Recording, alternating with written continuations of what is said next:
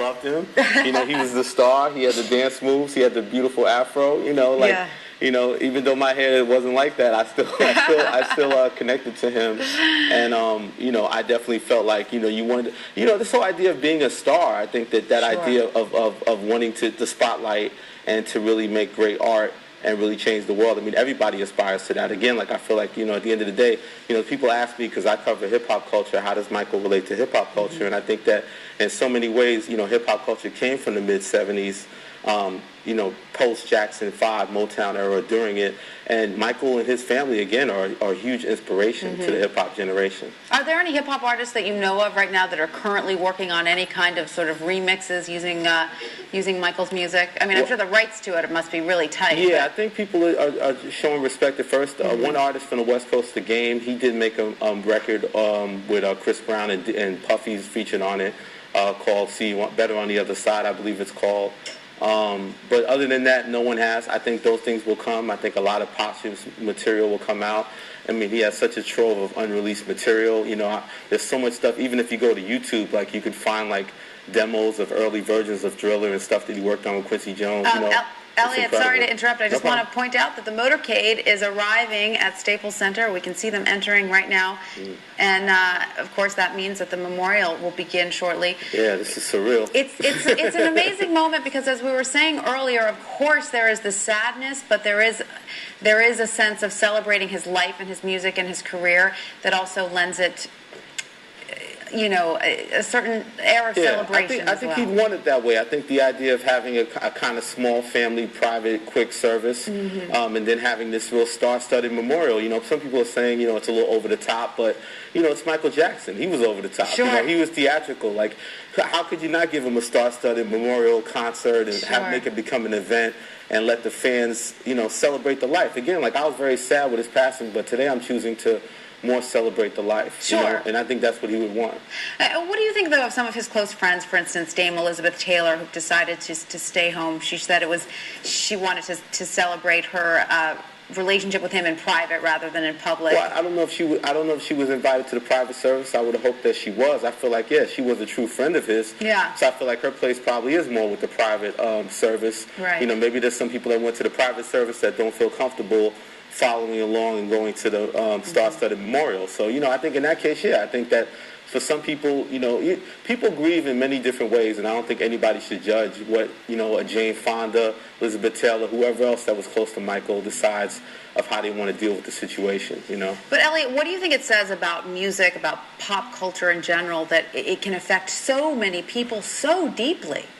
Well, I think that's the power of Michael in a lot of ways. I never saw a black man really connect with the world, you know, from Harlem to Honduras. Like, mm-hmm. you know, the adulation, you know, we never saw anything like that, and I think that's what we all try to do. I think that's the power of music, and that's why we find a way to celebrate him, and that overcomes all the mistakes he made in a lot of ways, and that even though he isn't here, the art and the music does live on. You know, you leave your mark in that legacy, and it's with everyone forever. He certainly was a sort of ambassador for the arts, if you were. I mean, just crossing so many boundaries and barriers, really bringing people together in that way.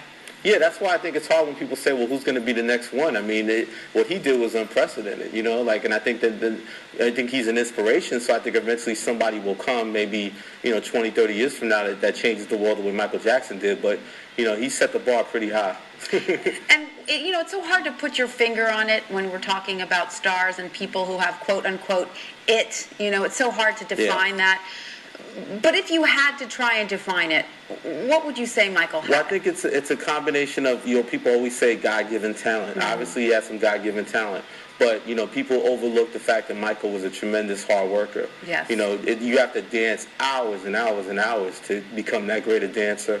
You know, he had a tremendous work ethic. You know, he wrote a lot of the songs. He arranged a lot of songs. He helped produce a lot of the material he put out. I think that part gets lost. I think that he took the craft seriously.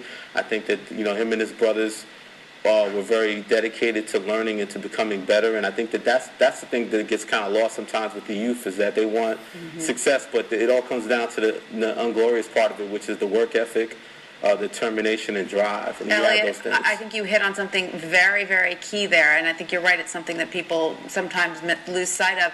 And do you think that that work ethic came from his father, who was a disciplinarian, or do you think also it was innate, or a combination of both? I think it came from first his father. I mean, obviously, again, Joe made a lot of mistakes, and there's been reports of abuse, and that's not acceptable. But at the same time, obviously, in a lot of ways, he's a strong patriarch of that family, and he influenced them boys and was really in their lives. And a lot of black men don't have fathers in their lives. Right. And, he molded him. But I think also, again, I think it was that Michael himself was inspired by his peers and the people that came before him, and he wanted great success. So he studied Elvis, he studied the Beatles, he studied James Brown, he studied all those people and felt that one day he could be looked at in that elite class, and he was going to do whatever it took to take himself there. He was a consummate student. You're right. I just want to point out that we're looking at some live pictures inside the Staples Center.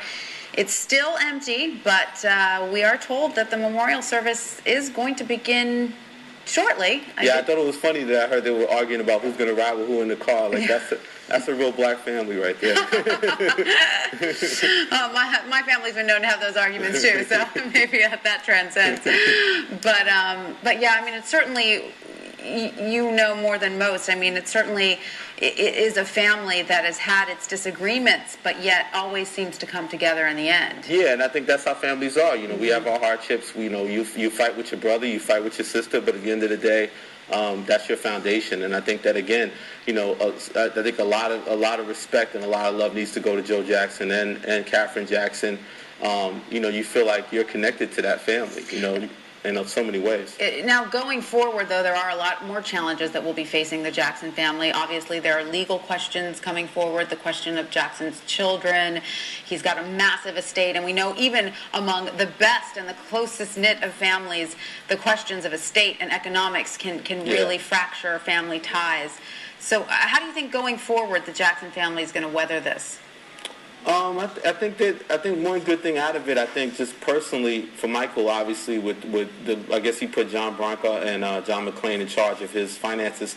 Obviously, just like Elvis, this guy left the world with tremendous debt, but it looks like, the business of Michael Jackson in his post life is obviously going to make a lot of money. So hopefully, that could clear his debt. Hopefully, his children could be provided for in a major, incredible way. And his family also. I think his mother and his children are the main beneficiaries of his will. So I think they'll be fine. And I think what's great is I think that at the end of the day, Michael had such pressure and such a cloud over him in the last days of his life, and I think that one of the good things, sadly, out of his passing is he's worth a lot more. He's going to be worth a lot more. His likeness, it's going to generate hundreds of millions of dollars, and it's going to definitely put his family in a better financial place, and most importantly, provide a good life for his children. Because they deserve that for all the hard work that their father did. Absolutely. It's the very least they deserve. And I did read somewhere that even factoring in all of his debts, his estate is still worth around $500 million. Yeah, I think it'll be bigger than Elvis, and that's no disrespect to him. And, right. And I think that, there's so much more material that he put out there, and I'm anxious to hear a lot of it, and I think that'll come out also. And I think in those ways, I think who he is will be passed on to the next generation, which I think is most important, that, my grandchildren or your grandchildren know who he is and what he did in this world. Absolutely. All right, Elliot Wilson, thank you so much for your insight. Cool, thank you.